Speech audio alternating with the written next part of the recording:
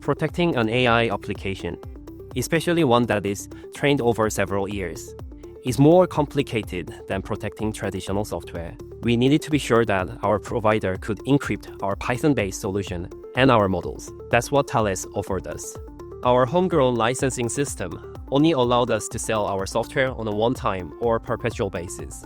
Now we earn recurring revenue by offering subscription, multi-axis pricing, and different packaging options. Our license provisioning is automatic, and with Sentinel's customer self-service portal, they can activate their license on their own. They can choose the pricing models they prefer, like perpetual or subscription, feature-based or usage-based. It only took a month to implement. The Thales software team worked closely with us to make sure the platform aligned with our workflow. We didn't need to give up the licensing we had in place. We were able to merge our homegrown licensing along with the Sentinel's licensing.